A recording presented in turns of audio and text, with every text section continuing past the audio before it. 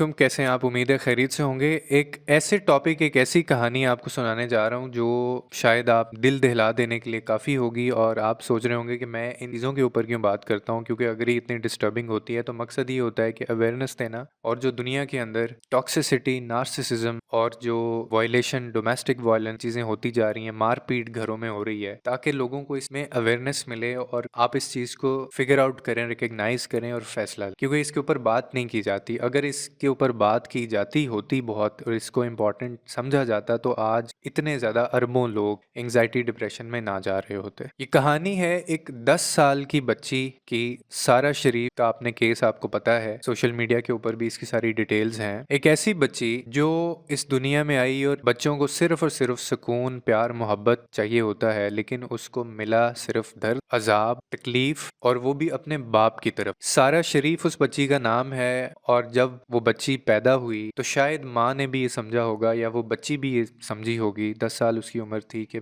मुझे इस दुनिया में, इस जिंदगी में जैसे फूलों की तरह हम अपने बच्चों को रखते हैं, ऐसे मुझे भी रखा जाएगा, मुझे मोहब्बत दी जाएगी, प्यार दिया जाएगा। लेकिन उसको क्या खबर थी कि उसका अपना बाप ही उसको एक ऐसी कब्र में धक्का दे देगा, एक ऐसी कब्र में उसको उतार देगा और इतनी दर्दनाक मौत देगा उसको। ये शायद कभी भी कोई बच्चा या उसकी माँ कभी इमेजिन भी नहीं कर सकती। और इस बच्ची को शायद ये भी इल्म नहीं था कि जिस घर में वो अपना फ्यूचर, अपना बचपना और अपनी जवानी देख रही है, जिस घर के अंदर, उसी घर के अंदर उसकी मौत लिखी होगी और उसी का बाप उसको इस मौत के घाट उतारेगा। एक ऐसा बदबख्त बाप जिसने अपनी ही बच्ची को, 10 साला बच्ची को क्रिकेट बैट से मार मार के उसको जान से ही मार दिया। ये मैं आपको कोई मूवी की कहानी नहीं बता रहा, यूके के अंदर ये हुआ। और उस पर ढटाई देखें, उस इससे भी ज़्यादा जो खौफनाक चीज़ है, इससे भी ज़्यादा जो दर्दनाक चीज़ है वो ये है। और इसने कोर्ट के अंदर भरी अदालत के सामने ये कबूल किया, उसने एक्नॉलेज कर लिया कि हाँ, मैंने अपनी बच्ची को मारा है। और जब लॉयर ने उससे ये पूछा,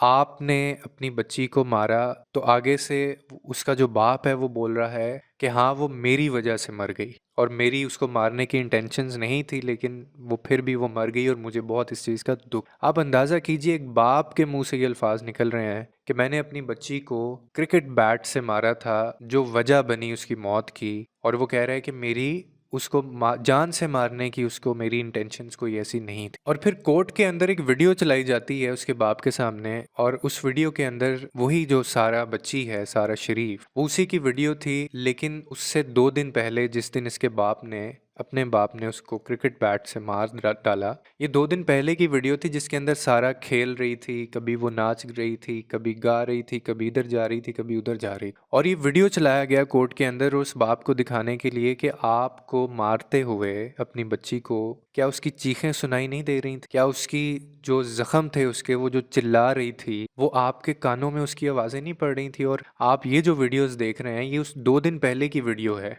तो आपको क्या ज़रा भी तरस नहीं आया अपनी बच्ची के ऊपर ही करते हुए? और फिर उससे पूछा जाता है कि आप मार क्यों रहे थे अपनी बच्ची को इस तरह से? जिसके ऊपर उसका बाप ये जवाब देता है कि मुझे पता है कि मैं गलत था, मुझे ये नहीं करना चाहिए था और मेरी ऐसी नीयत भी नहीं थी, लेकिन ये जब रोती थी, जब ये बीमार होती थी, तो मुझे गुस्सा आता था। आप अंदाजा करें कि वजह क्या दी जा रही है। यानी इसके पास कोई जवाब ही नहीं है बाप के पास कि आप आगे से इस वजह से, एक छोटी सी रीजन, कौन बच्चा ऐसे नहीं करता। लेकिन यहाँ जो मैं जो पॉइंट डिस्कस करना चाहता हूँ, ये सारा बताने का मकसद क्या था कि नार्सिसिस्टिक जो पर्सनालिटी होती है, हम इस चीज़ को जितना नॉर्मलाइज आजकल करते जा रहे हैं, उतने ही ज़्यादा ही केसेस बढ़ते जा रहे हैं। हमें नहीं पता कि अगला बंदा, हम उसको, उसके नार्सिसिज्म को हम लोग कहते हैं ये वैसे ही गुस्से का तेज है, इसको वैसे ही गुस्सा आता है और कुछ नहीं है, दिल का बड़ा अच्छा है ये। हम, कोई बंदा हाइपर होता है, गालियां देता है या वो डोमेस्टिक वायलेंस करता है, हम उसको भी कंप्रोमाइज़ करते हैं, हम उसको भी इग्नोर करते हैं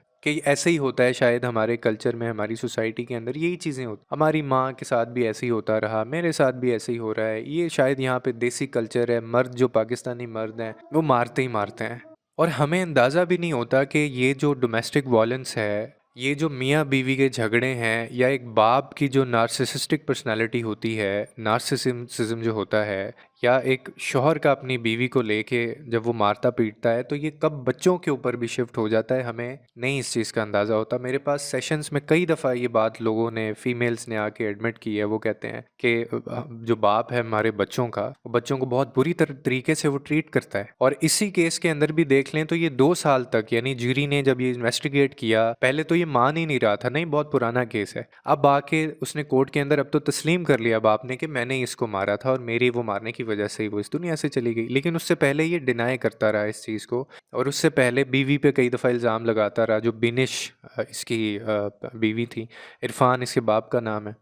तो जो इरफान शरीफ था, उसने, पता चला कि वो 2 साल पहले भी 2 साल तक अपनी बेटी को सारा शरीफ को तशद्दुद का निशाना बनाता रहा था, और इसके डिफरेंट रीजंस थे। क्या रीजंस हो सकते हैं? एक बंदा है, वो अपने बच्चों को भी मारता है, वो अपनी बीवी को भी मारता है, he is not mentally stable, और इस चीज़ को हम नॉर्मलाइज करते रहते हैं, और फिर कंसिक्वेंसेज यहाँ तक पहुँच जाते हैं। और ये टाइम आ जाता है कि बाप, या मतलब, और क़यामत क्या होती है कि एक बाप खुद तस्लीम कर रहा है कि मैंने अपनी बच्ची को मारा और उसी बैट की वजह से उसकी हलाकत हो गई। अब आज वो सारा बच्ची जो है वो तो हमारे दरमियान नहीं है, लेकिन उसकी तकलीफ और उसका जो दर्द है वो हमें ये सिखाता है, वो हमें ये बताता है कि हर बच्चा मोहब्बत का और खुशियों का, उसको तहफ़्फ़ुज़ चाहिए होता है। और जो माँ बाप की जो लड़ाइयाँ होती हैं, आपका अगर बाप पागल है, उसको कोई दिमागी मसला है, वो अगर नार्सिसिस्टिक है, तो आप कोई फ़ैसला लें।